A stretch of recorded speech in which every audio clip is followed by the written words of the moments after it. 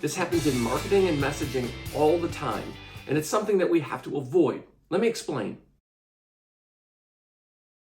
Operationally transparent. Yeah, when we need to explain to people how the sausage is made and how our wonderful competencies, because we know exactly what the problem is, how to solve it. Here's our logistical chain. Here are the good people. Here are qualifications. Did you know I went to this school? It'll be all of those things, all those defensive, self-defensive, coping things that we use, and then we start to push them out to people.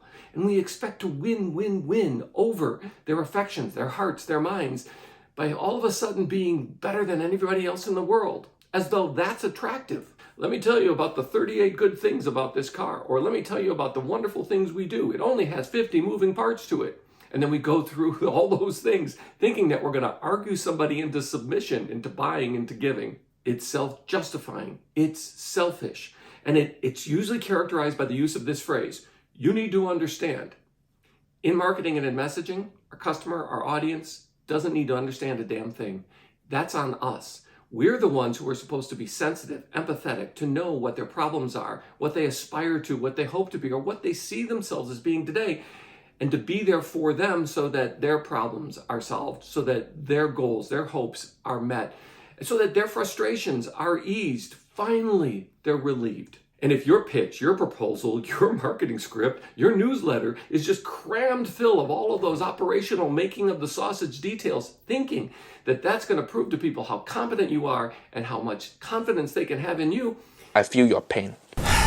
For example, if you have a change the world message that itemizes all the 50 steps, moving parts, and pieces involved in moving from the person you're talking to the change the world outcome that you're promising, let me give you an example. I worked with a nonprofit that if you give $1, a kid in rural Central America gets an egg. That's it. That's simple. But there were at least 50 different steps, people, logistical moves, planning efforts, other organizations, contributors, partner organizations, everybody involved in me giving $1 and a kid getting one egg. Now, what does that do? Well, it tries to prove that they really know how to solve a problem. Yes, but the effect is that when you give a kid an egg, they're healthier, they live longer, their grades go up, their families are healthy, their immune system improves. Yes, everything is great. And for somebody who wants to change a kid's life in Central America, $1 giving an egg is a great way to do it. So why put all the 50 steps between the person giving the $1 and the kid getting the egg? Because you think you're important. Because you think you have to be the one who gets credit for being so smart to solve this problem, instead of the poor kid who needs the egg and the person who's willing or generous enough to give a simple $1 to do it. Now, nonprofits and small businesses routinely do this because they believe it indicates, it shows, proves competency. But that competency actually is a display of insecurity. The insecurity that you have to justify your existence and be able to prove to people that while there are 50 people doing exactly what it is you're doing, you have to prove that you're better than everybody else. Yeah, it's selfish, it's narcissistic. Narcissism in this kind of messaging and marketing comes through like this. Everybody else does it wrong. We're the only ones who do it right. Like us, dislike them. That's narcissism. The alternative is confidence.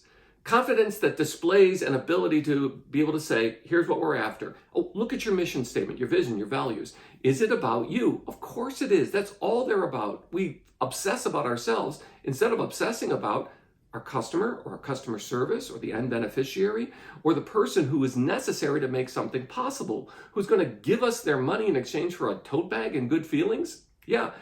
We obsess about ourselves when they're obsessing about a problem that we're supposed to be solving for them. And this kind of confidence sounds like one of my favorite words, unapologetic. I love that word.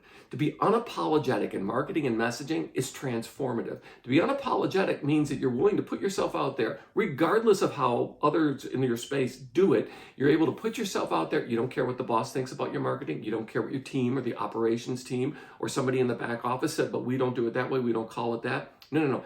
We put ourselves out there without apology, without defensiveness, and we offer ourselves as a solution to somebody's problems, to fulfill their dreams and aspirations. That is your primary goal.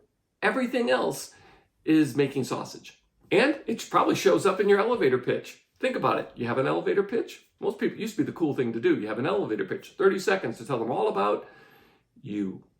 Oh yes, your elevator pitch was all about you. It's ridiculous, but here's the alternative. You want a solution?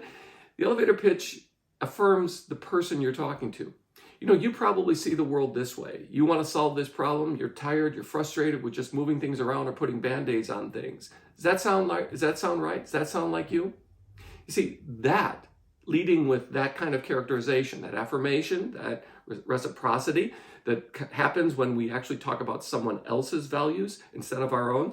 And then we turn it into a question where we get them to share, to vulnerably say, yeah, that is me, or I think I want to hear more. Now, we still have competency in our pocket. So when somebody comes up with a question, there are two ways of asking a question. One is because they really do want to know more, or they don't understand something, but they think they understand something. So they'll ask, wait a minute, how do you do this? I think that's a difficulty. The other reason you have the competency of explanation ready is when somebody gives an objection, when somebody's just offering up a question because they don't want to trust you. And here's the thing. You can't win somebody's trust. You can't force it. It's a gift that they give. And you're never going to argue somebody into being a supporter or a champion or a participant or a customer. It's never going to work. So at that point, you want to have the come to Jesus moment. You want to have the honesty talk. You want to have the, can we talk about this moment? So that you do have the response, but you're also willing to have the talk with them and said, it sounds like you don't think that this is a good solution or this isn't for you. Now, most of us are so insecure that we avoid having the talk with people thinking that we're just going to drive them away. They were never yours in the first place. And to avoid having the talk merely shows how insecure our marketing and messaging has become. And that competency that you have in your back pocket usually is a 1, 2, 3 question type of response. That is, you do this, this happens, and here's the result, either for you or for the person you want to help. And then you turn it around in a question. 1, 2, 3, and does that sound like something that works for you? Yeah, it's that simple. You don't give them the 50 steps. You give them a 1, 2, 3, and then you put it back on them. You make them at that point say, am I going to take that trustful step towards you? And I'm going to say, yeah, it does. And then at that point, then you have somebody that actually wants to engage with you. And thanks for being part of the Do-Over Show. Please, could you tap the like button? And while you're down there, how about you subscribe so you don't miss the next episode? I'm so glad you found me and I found you. Thanks.